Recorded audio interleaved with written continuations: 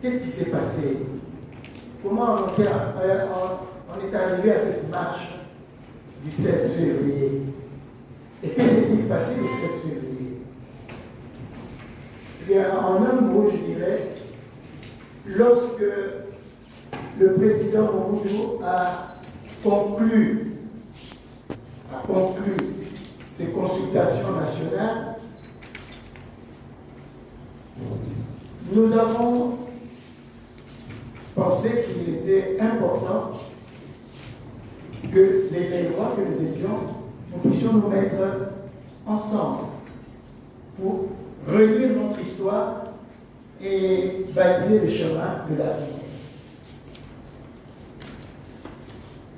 Un peu en nous inspirant de ce qui se passait ailleurs, conférence nationale ici, conférence nationale là-bas, nous nous sommes dit, eh bien, nous empruntons le même chemin.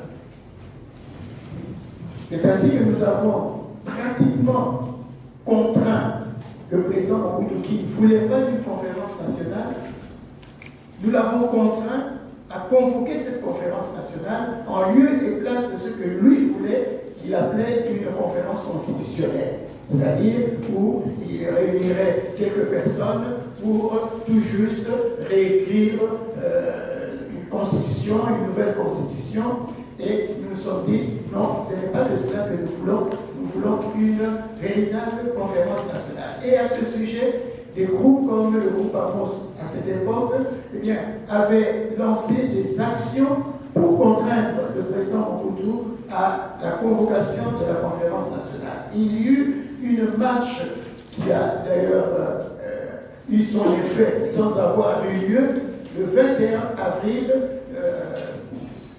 1991.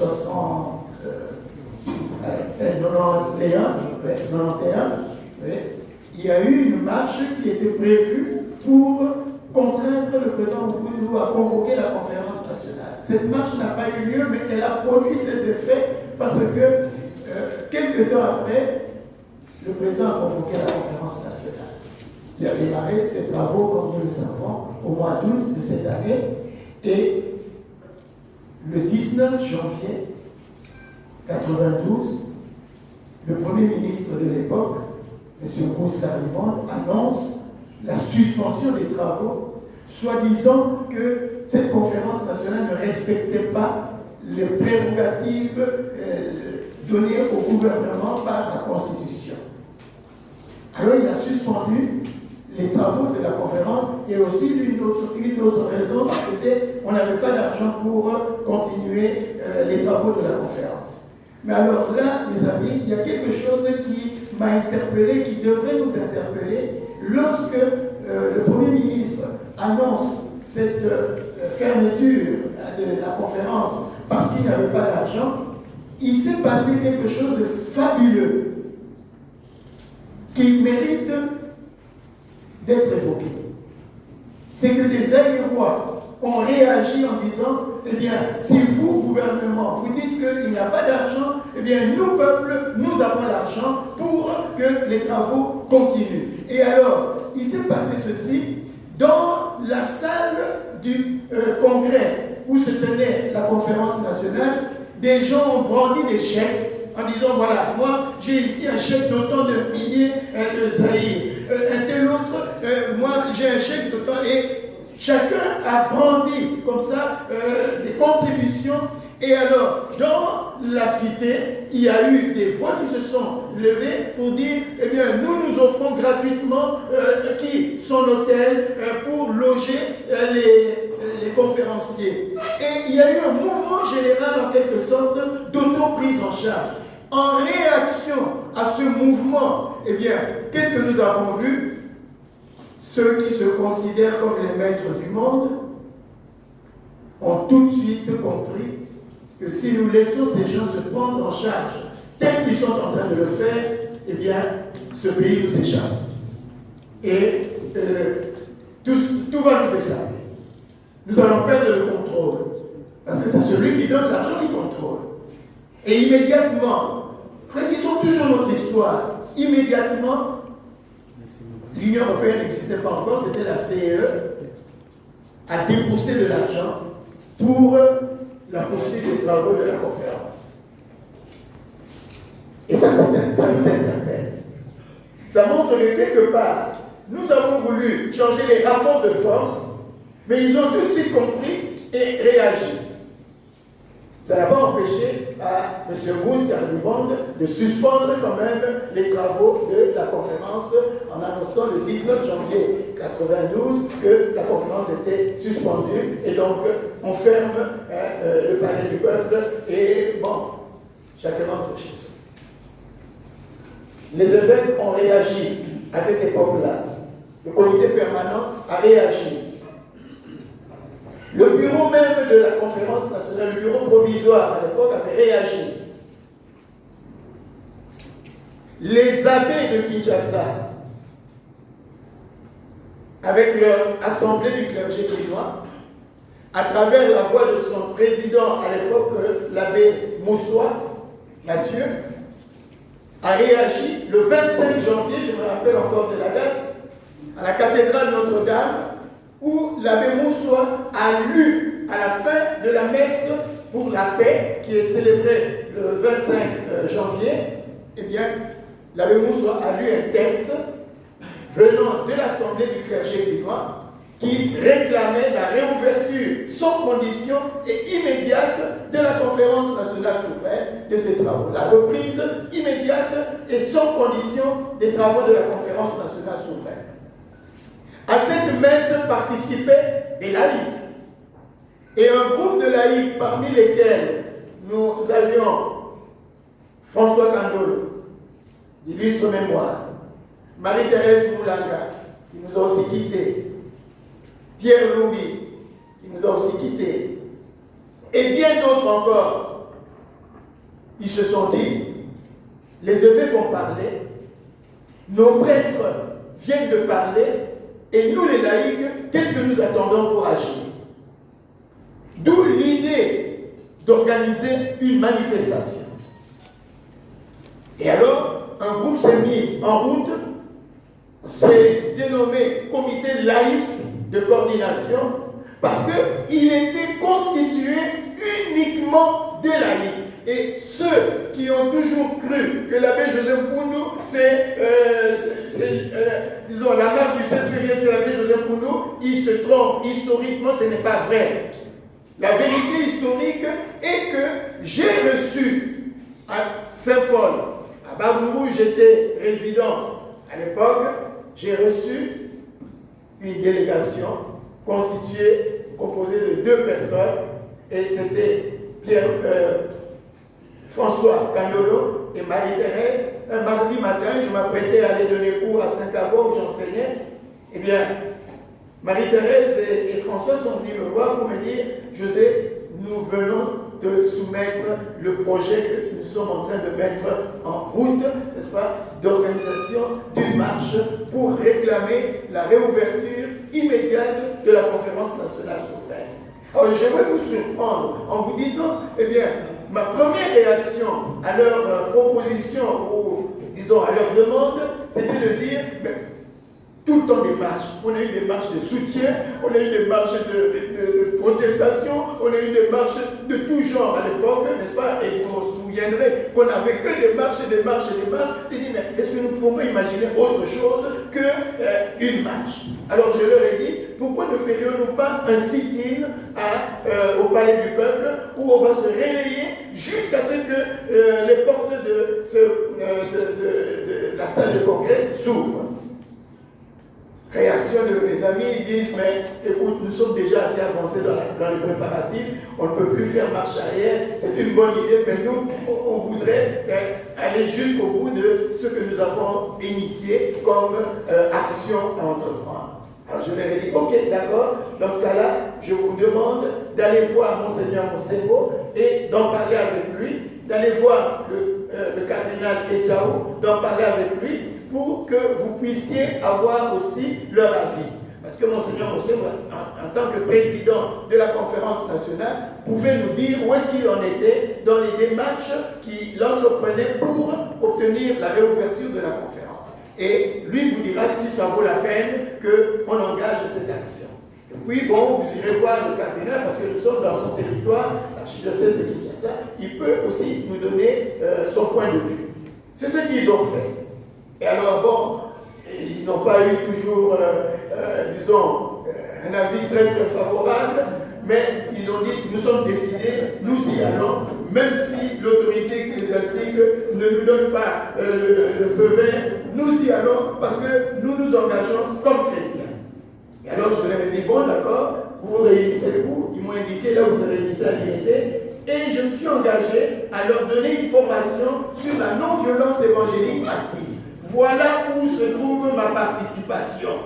J'ai tout simplement offert mon service de formateur pour leur dire, voilà, nous voulons une manifestation, mais de se faire dans la non-violence évangélique active, et les principes, les voici, et nous allons nous organiser selon cette technique de la non-violence. Ça a été ma participation, ma contribution à ce groupe qui s'est réuni à l'Imédé, à la 7e rue, je me rappelle encore, et j'ai allé le retrouver là-bas. Il y avait des hommes, des femmes, des catholiques, des protestants, même un musulman dans le groupe en question.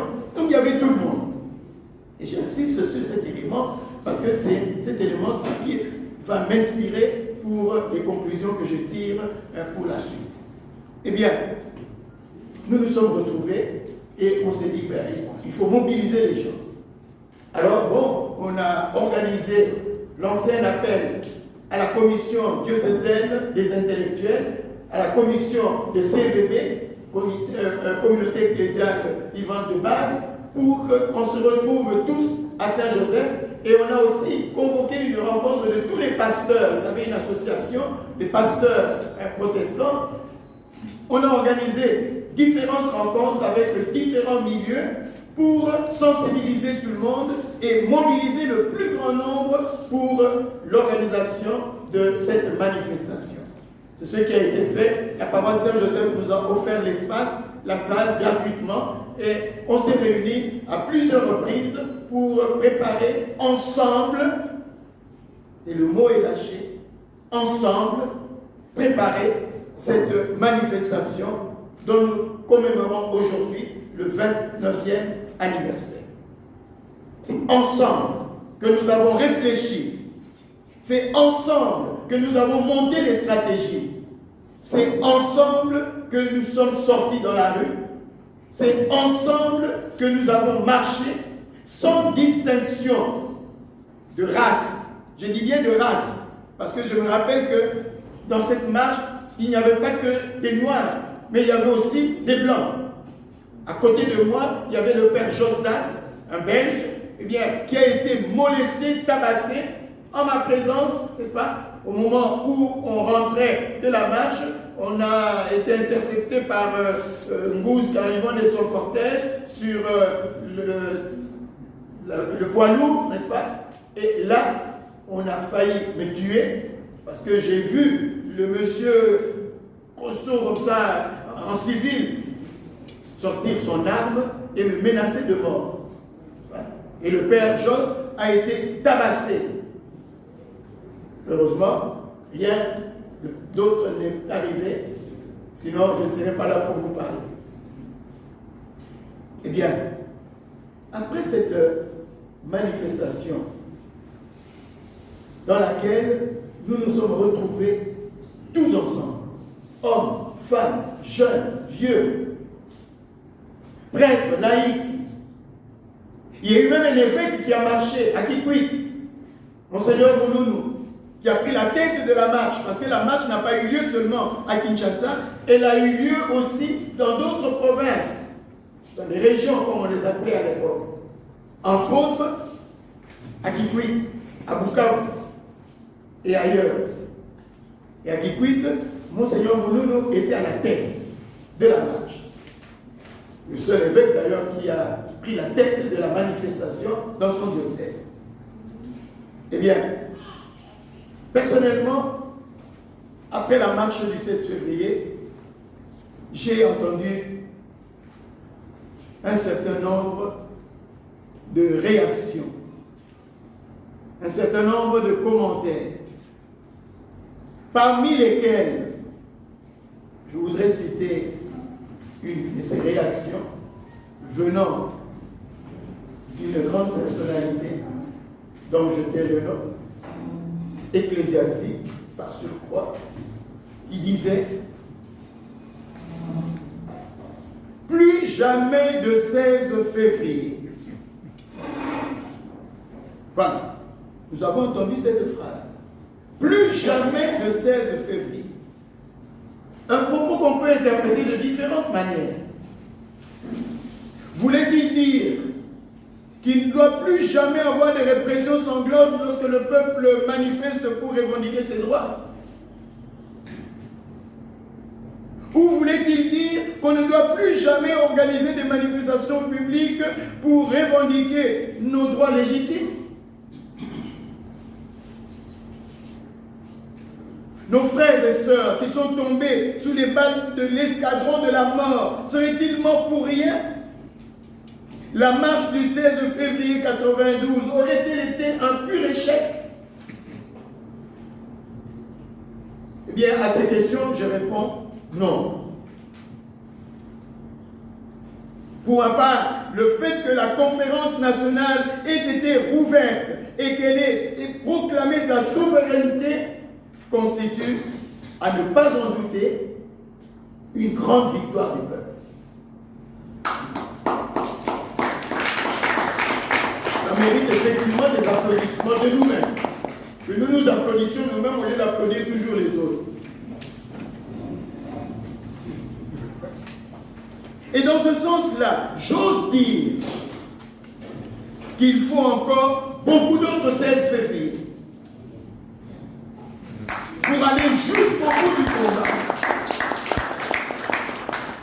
Beaucoup d'autres 16 février ne signifie pas nécessairement qu'il faille organiser beaucoup de marches. Beaucoup d'autres 16 février ne signifie pas qu'il faut nécessairement sortir tout le temps dans la rue. Beaucoup d'autres 16 février signifient qu'il faut continuer la lutte de libération de notre pays jusqu'à la victoire finale. Car en effet, au-delà des faits historiques, il y a un élément important, c'est que notre pays n'est pas libre.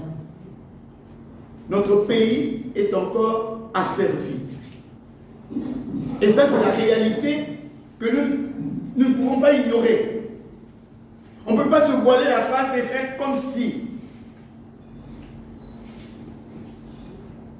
Alors, pour que cette lutte continue jusqu'à la victoire, il nous faut faire ressortir les éléments qui ont contribué à la réussite de cette manifestation du 16 février 92. Et j'en retiens 3. Le premier facteur, c'est une prise de conscience collective des enjeux et défis du moment. Je souligne le terme collectif. Une prise de conscience collective. Parce que le mot-clé de la marche du 16 février, c'est ensemble. Ensemble, nous avons réfléchi. Nous avons analysé. Ensemble, nous avons décidé une action. Ensemble, nous avons mené cette action. Ensemble, nous évaluons cette action. Et ensemble, nous devons continuer le combat. Donc une prise de conscience collective, c'est le premier élément. Aujourd'hui, n'y a-t-il pas une faille de ce côté-là? N'y a-t-il pas un problème de ce côté-là? Cette prise de conscience collective ne nous fait-elle pas défaut aujourd'hui? Quelque part. Le deuxième facteur, c'est une organisation avec un leadership efficace un leadership d'équipe. Aujourd'hui, nous sommes entrés et nous avons repris en quelque sorte l'héritage moboutien, que dis-je, l'héritage léopoldien, n'est-ce pas, de l'autorité morale, du leadership unique, d'un leadership, je dirais, totalitaire, autocratique. N'est-ce pas ce que nous vivons avec toutes ces autorités morales, à gauche et à droite, auxquelles tout le monde doit se soumettre, du moins ceux qui sont réclament. Il nous faut une organisation avec un leadership d'équipe. Un leadership d'équipe a l'avantage, c'est que quand on coupe, c'est un peu comme une sorte de hydre. Ceux qui connaissent un hydre, c'est cette bête qui a plusieurs têtes. Lorsqu'on coupe une tête, eh bien les autres têtes continuent. Donc on ne peut pas, disons, tuer l'hydre, à moins de couper tout, mais dès qu'on coupe une tête ici, l'autre tête continue et ça marche. Un leadership d'équipe, c'est le deuxième facteur. Et aujourd'hui, mes chers amis, je suis convaincu que si nous avons un problème sérieux, c'est le problème du profil des leaders. Nous avons un problème sérieux du profil des leaders. Et il faut qu'on y réfléchisse. Troisième facteur, c'est l'élaboration et l'exécution des stratégies d'action efficaces, qui touchent aux causes profondes de la situation et pas aux conséquences. Lorsque nous nous attaquons aux conséquences, nous croyons éliminer le problème, mais en réalité, nous n'avons pas éliminé le problème. Nous avons réduit peut-être l'idée que nous nous faisons du problème, mais les causes étant restées là, eh bien les conséquences vont revenir. C'est la raison pour laquelle nous tournons en rond. Nous sommes un peu comme avec le mythe de Sisyphe, n'est-ce pas? On pousse la pierre, et puis à un moment donné, ben, nous retombons, et ça recommence, et ça recommence, et ça recommence, et on a l'impression qu'il n'y a rien qui change, il n'y a rien qui bouge.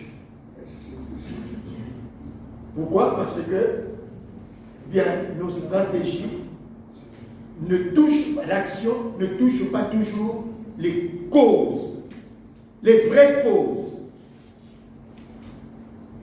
Nos stratégies ne changent pas le système, ne touchent pas au système. Et ici, je donne raison au vieux Mungoul Diaka à l'entrée de l'Abdel lorsqu'il disait on a changé de chauffeur, mais le véhicule est toujours le même. Qui plus est, il est en panne. Il est en panne. Effectivement, aujourd'hui, c'est là notre problème. Nous sommes dans un système qui est en panne et nous, Congolais, nous ne le réalisons pas toujours. Nous croyons que c'est l'unique système et nous ne pouvons rester que dans ce système, mais changer de l'animateur, changer de chauffeur. Et le chauffeur qui arrive, qu'est-ce qu'il fait? Il ne fait rien d'autre que ce que le premier chauffeur avait fait, le précédent chauffeur avait fait, n'est-ce pas? Et alors, quel changement nous obtenons? Aucun. Pourquoi? Parce que le système étant resté le même, eh bien, nous tournons en rond. Et ici, il est important que nous puissions nommer ce système. Il est important que nous puissions le nommer.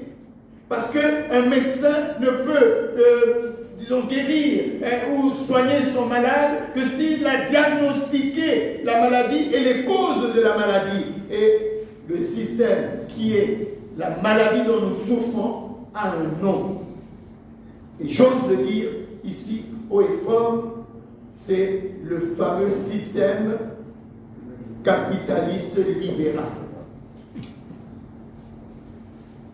Il y en a qui ont osé dire cela, et qui ont perdu leur vie.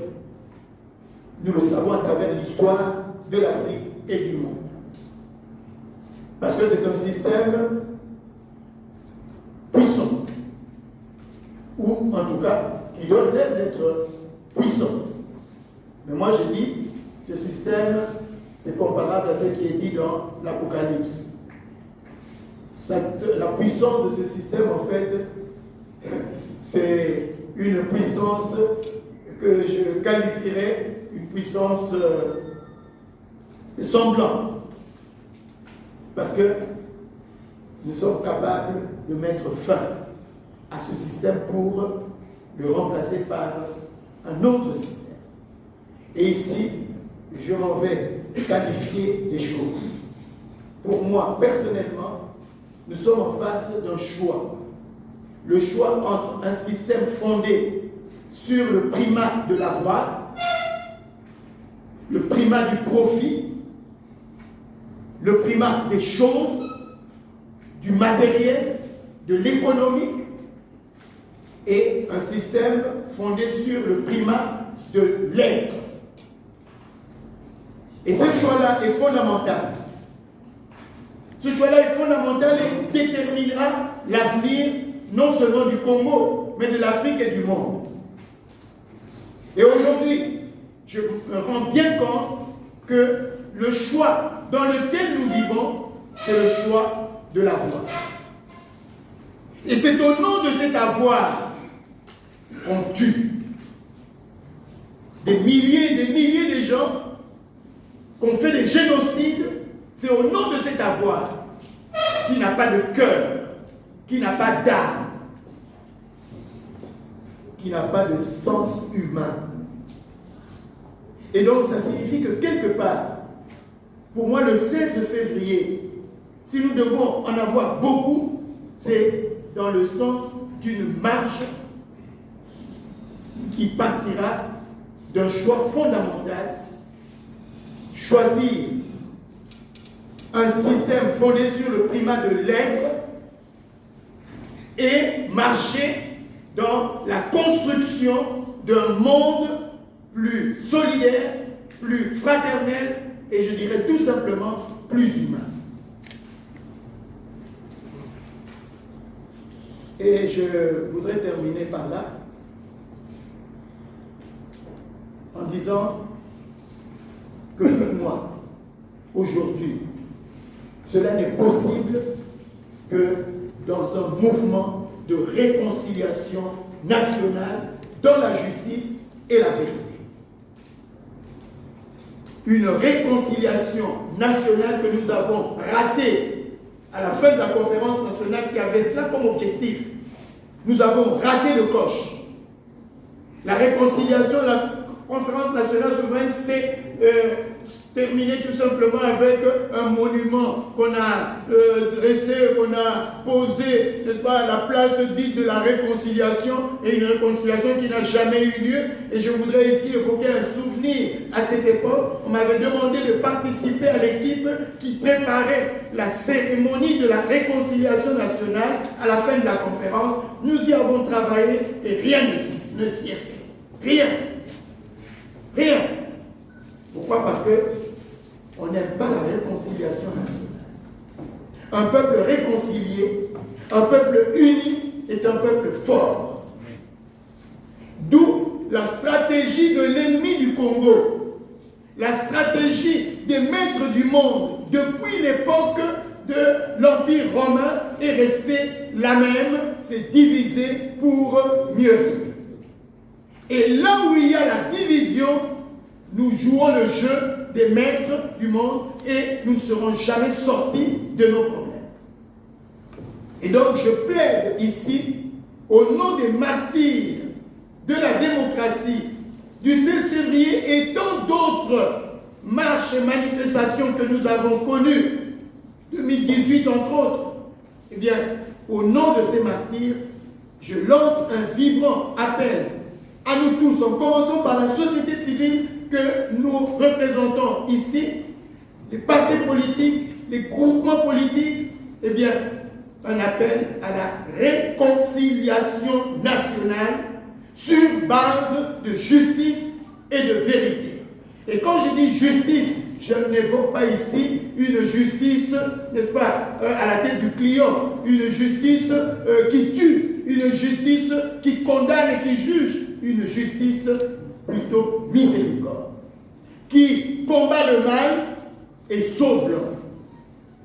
Et cette justice, c'est celle que nous apprend l'évangile de Jésus-Christ, puisque la marche du 16 février a été aussi qualifiée marche des chrétiens. Et puisqu'elle a été marche des chrétiens, le lieu symbolique étant Saint-Joseph, la paroisse Saint-Joseph, où nous avons eu des cadavres étendus devant l'autel, eh bien, si c'est vraiment cette marche que nous voulons non seulement commémorer avec des séances académiques ou autres, mais nous voulons revivre pour qu'elle soit le départ, le point de départ d'un nouveau Congo, d'un autre Congo, alors la justice pour laquelle nous devons nous battre, c'est une justice miséricorde. Cette justice qui est marquée par ce récit que certains connaissent de la femme adultère, où Jésus sauve le malfaiteur ou la pécheresse et élimine le mal.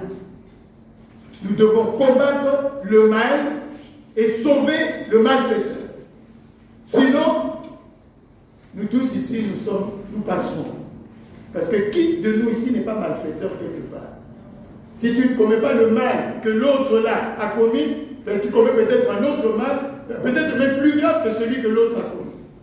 D'où la question de Jésus à tous ces accusateurs de leurs frères, de leurs sœurs, n'est-ce pas? Qui de vous n'a pas encore péché? Qui lui jette la première pierre? Et personne n'a jeté la pierre. Et donc, chasse aux sorcières, terminée.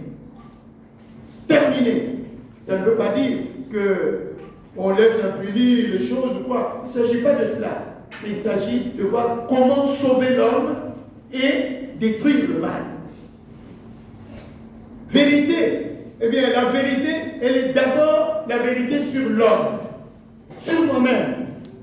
Parce que la première étape de la réconciliation, c'est la réconciliation avec moi-même.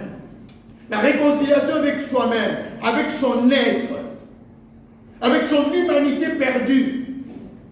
Si nous avons à nous réconcilier avec nous-mêmes, cela ne peut se faire que sur base d'une vérité. La vérité sur l'homme, que l'homme est sacré. L'homme est la seule créature sacrée. Et donc, on ne peut pas toucher à l'homme. Parce que toucher à l'homme, c'est toucher à Dieu. L'homme, c'est sacré. Qui qu'il soit, le respect absolu de l'être humain, qui qu'il soit, pour moi, c'est la condition pour une véritable réconciliation. Parce que nous pouvons nous réconcilier que sur base de cette vérité que je suis un homme, tu es un homme, nous sommes des créatures de Dieu, nous sommes tous les deux créés à l'image de Dieu et nous nous rencontrons à ce niveau-là et c'est à partir de là que nous pouvons voir chacun ce qui ne va pas en lui et dire voilà, cette vérité que je fais en moi-même me permet d'établir une relation plus juste et contribuer à l'avènement d'un monde de justice et de paix. Je crois que cette réconciliation avec soi-même, cette réconciliation avec Dieu, cette réconciliation avec l'autre, cette réconciliation avec la nature, parce qu'il y a une dimension écologique, bien, cette quadruple réconciliation, c'est celle-là dont nous avons besoin pour bâtir un monde nouveau, pour bâtir un autre Congo, ensemble, sans exclusion, ensemble, avec un seul objectif. C'est pas moi, c'est pas moi, c'est pas mon pouvoir, c'est pas mon avoir, mais c'est d'abord le Congo. Le Congo et encore le Congo. Réconcilions-nous. Réconcilions-nous. Réconcilions-nous, réconciliez-vous maintenant. Ensemble, réconcilions-nous, réconciliez-vous maintenant.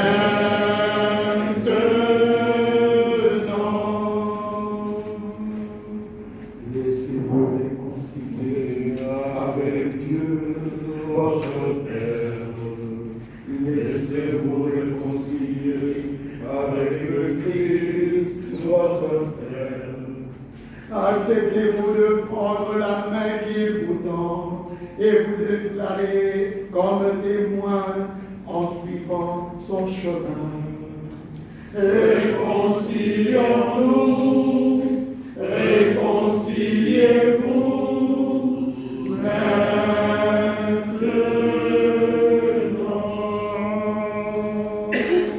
Réconciliez-vous avec la vie tout entière. Dans notre monde errant et plein d'agitation, ouvrons nos cœurs et vivons dans la réconciliation. Laissez-vous réconcilier avec Dieu qui est la lumière. Réconciliez-vous, réconcilions-nous maintenant.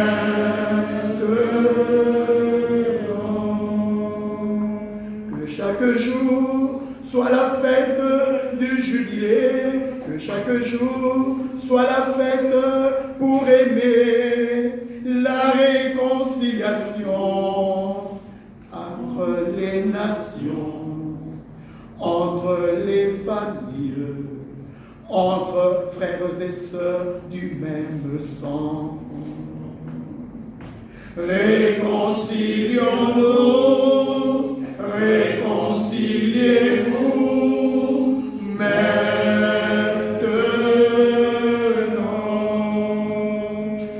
Réconciliez-vous, dirigeants de nos pays. Réconciliez-vous pour dissiper tous vos conflits. Soyez les guides luttant pour plus de justice envers les opprimés, abusés, oubliés, repoussés. Réconcilions-nous avec tout l'univers. Que notre monde soit achevé dans l'unité.